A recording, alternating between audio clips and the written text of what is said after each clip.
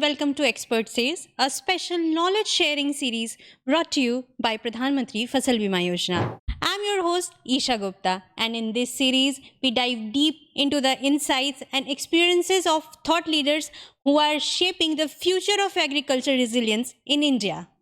In this episode, we are honored to have with us a distinguished guest, Dr. Lavanya, the chairperson and managing director of Agriculture Insurance Company of India. With her extensive leadership in the insurance sector and a strong commitment to farmers' welfare, Dr. Lavanya brings a unique perspective on how crop insurance is evolving to better serve India's agriculture backbone.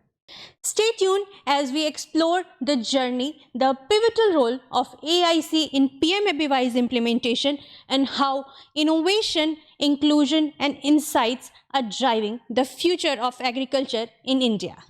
Lavanya ji, welcome to our podcast Expert Says. As we all know, AIC has played a vital role in shaping and implementation of PMFBY. How would you like to explain the role of AIC, especially in crop insurance or agriculture insurance in India? Thank you, Isha. Thanks for having me on this. So, I cannot speak about where we stand today without going back 22 years on what AIC has done. So, I would say that AIC has been almost like an extended arm of the government for, especially in the early stages when NICE was implemented and the various associated schemes till 2016. Yes. So, tab to we were like an implementation agency, right? Though technically a corporate firm, we have functioned aligning with the goals of the government and implementing whatever the state required. 2016, of course, is a landmark stage after which, the entire ecosystem changed. And more and more, I think we are expected to function like an independent corporate with all the associated responsibilities. But having said that, is desh mein, it's only a fraction of the people, fraction of the farmers who are as yet beneficiaries of the system. And we can talk about aaj ke din mein. In fact, our results are just out, and we could say that in the last 1 year, we as a company have benefited almost 1.2 crore farmers in the country. But that's not even 1/10 of the farmers of the country. So while we can have a lot of pride in that we've settled claims worth 10,000 crores, or we have benefited almost 30-35% of the farmers in the country, but we have a very, very long way to go. Lavanya ji, you as you told us that there are so many farmers who are left behind enrolling this scheme PMFBY. What do you think is the main concern of the farmers, or what challenges they face, and how as an insurance company can you work on that, or how as a stakeholder and key maker, how can you do some changes, or you can suggest some important inputs as how we can proceed further? See, India is many Indias. India is less of a country and more of a continent, if you look at it. And again, if you look at whether it is the types of crops or whether it is the land itself, there is so much of diversity. And simply because of the diversity, the needs of the farmers in different places are different. And even the country itself, it would be hard to find another country with, maybe other than maybe China or the US, and there the ecosystem is completely different. But otherwise, it would be hard to find a country with so much of diverse benefits and diverse challenges. In fact, even within one state, if it's a large state, the needs of the farmers of one end and the other end would be different. Just take Rajasthan as an example. So I don't want to go into the nitty-gritties of it, but the country's arability, irrigation, facilities, crop, everything is different. And then these days, other than the basic crops, you also have lot of innovation happening, lot of experiment happening, lot of horticulture coming, lot of new crops also coming in, right? So the farmer's needs in terms of risk is different. Yeah. Lavanya ji, you told us how India is such a diverse, especially in field of agriculture, and farmers are different, regions has different issues. So as a biggest, I would say one of the biggest insurance company in India, especially in crop insurance, what are the challenges you all faced, and what are the lessons you guys learned in all these implementing years, I would like to say? So here, see, you use that word biggest in India. So here I would like to just add to it before we go on to the second part. Even I was not aware when I took charge as the CMD of this company, where this company stands in the global space. You know, India itself is the third largest agri insurance market in the world, though it is much, much smaller than the first two. But as an agricultural standalone monoline insurance company, we are the third largest in the world. Oh. Now, that is something even I was not aware. And even after interacting with few of the other, my compatriots in the other countries, I realized that we are actually, we have huge potential. Because one, as a company, we are already in a good sizable position. Second is, I really owe it to my predecessors and their teams in the last 22 years. They have worked hard to build a strong company. Yeah. This is one of the strongest companies, strongest insurance companies in the country, which means that we have the ability to serve the farmers in a much better way. As one of the biggest stakeholder in PMFBY, there are so many technological innovations and developments have been going on. So how, as an insurance company, AIC is implementing all these? I think AIC has been on the forefront of every innovation. In fact, and when it comes to the applications, mobile apps and applications and all that, and even other technological advancements, I must say that we are privileged that the ministry has even seen fit to adopt some of our pilot programs to that extent. But I think we have never stood still. So there was an era when many things were 100% manual. Then from that we have moved to partially technological. Then from that stage, there are states which have gone for 100% implementation, and AIC is part of that. Alongside what is mandated to be done. For example, in one of the large states, we are working with the states to do assessments on drone basis as well. We are using drones. And from those learnings, we realize that, see, there are pockets of challenges everywhere. Yeah. So wherever those pockets are there, when they are small pockets, we have the ability to use drones to improve the ecosystem there. So at the end of the day, we need to ensure that the right people get the right amount of claims at the right time as soon as possible.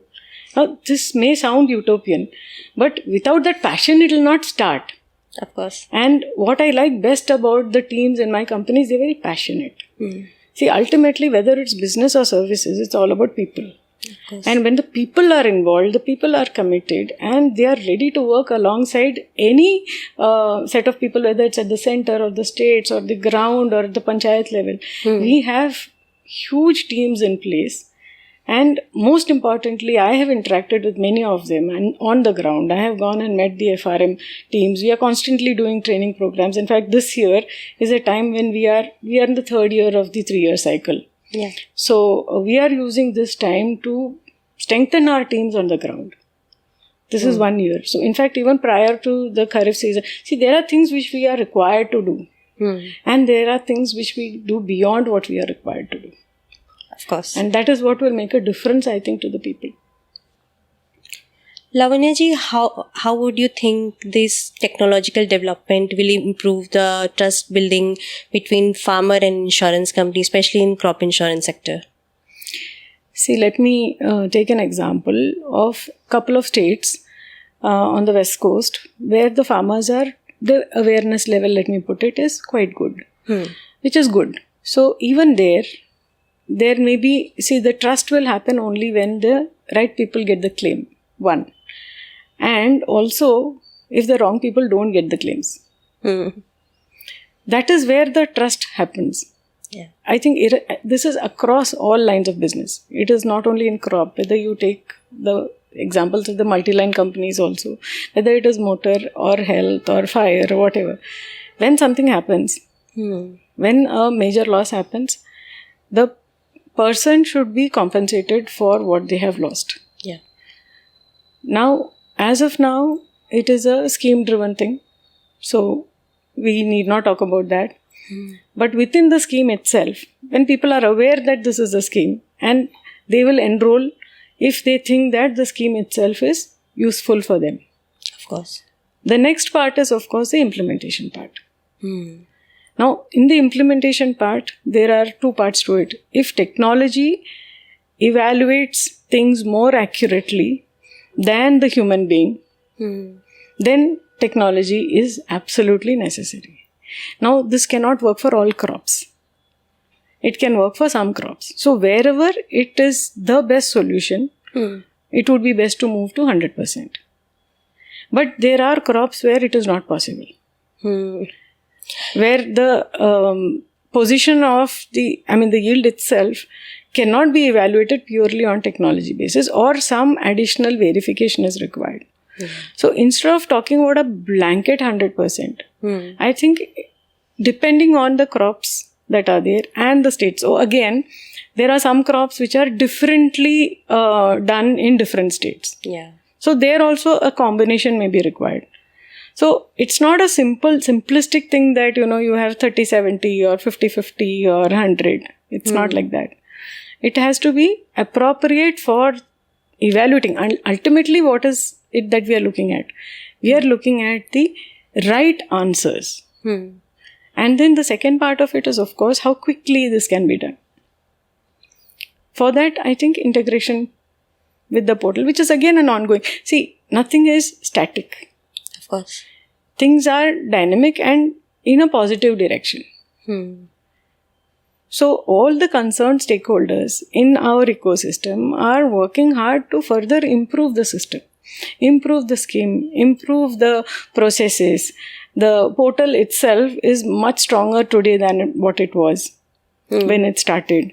And we are closer and closer to a situation where the integration, API integration would happen, or maybe has already happened in parts, and then real-time data is available. The third part is, of course, dissemination to the farmer, the ease of, like we say, ease of doing business. So whether it is at the underwriting stage or the claim stage or data uploading stage or whatever be. See, it's simple. I am a farmer. Yeah. If I have paid my premium, I should be able to see it immediately on my app. Of course. That it's paid. And then within a certain deadline, the policy comes digitally. So that I have it on my app. If there's a problem. Now the problem again, we have such a wide diversity in the coverages itself across the states. So you think of two farmers on borderline states, on this side and that side of the border. The coverage would be hugely different. There is no standard there. There is no simple common standard. So if we had something like a very simple basic cover, which covers all the farmers in the country. Of course. That is a basic cover. So there everybody knows then that this basic cover, this much in this circumstance I will get. In course of time, our people are intelligent, capable, strong. They know what it is. Yes, a lot of work has to be done to disseminate this and also to make this information easily accessible to the phone in the mobile application. Once that is there, yes, people have to be trained a little bit, they have to be guided a little bit, but people pick up quickly. Even my 80-year-old mother uses UPI. So, in this country, I think we have a flair for technology if well trained. Of course. So with that, if some kind of minimum standards are there for all farmers across the country, I have a feeling that it will help. And probably from a budgetary perspective also, ultimately, insurers would look at spread, at balance, and at any point of time, see, AIC itself has an advantage because we participate across the country. We are there in all the states at one point of time in full, but now in some states it is clusters are limited, in some states clusters are not limited, in some states it is state as a whole. Yeah. But wherever it is not state as a whole, we are there.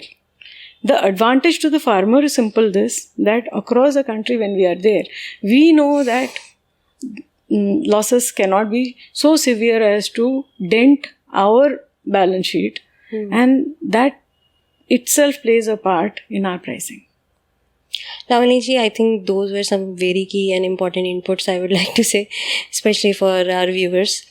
Lavanya, as we know, there is a Government of India's vision of insurance for all 2047. How would you see the future of insurance in India? And if we can focus especially on crop insurance or PMFBY, how would you think is the future looking? That is a insurance for all by 2047 is something which I am myself very passionate about. On a personal front, few days back when we were checking through all my, just cleaning up my library, so as to speak, found one of my old diaries way back of 90s. And I had written in the last page, I wish every person in my country had protection. Yeah.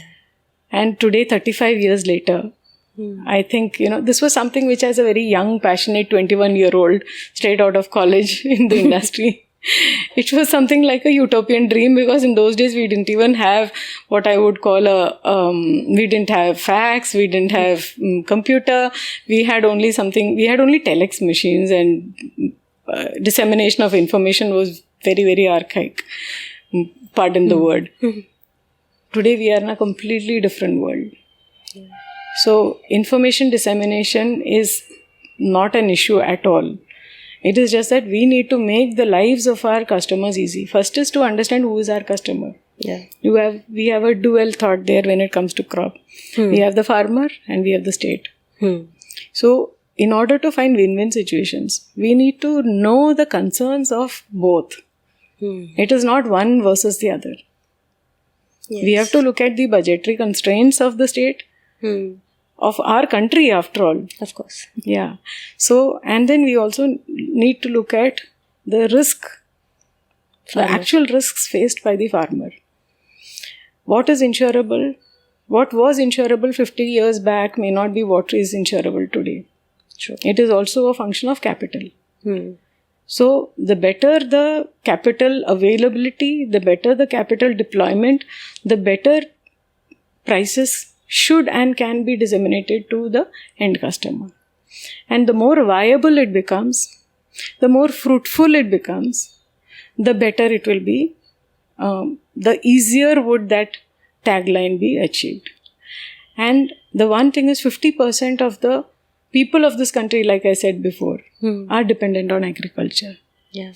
So without crop, how can we achieve insurance for all? Sure. Unfortunately, the crop insurance premium today has become just about 10% of the total general insurance premium of the country. Against 3 lakh crore, today it is only 30,000 crore. And I remember a time, maybe 5 years back, we thought that crop insurance premium would probably touch 1 lakh crores by 2025. But somewhere along the line, I think we have a lot of work to do.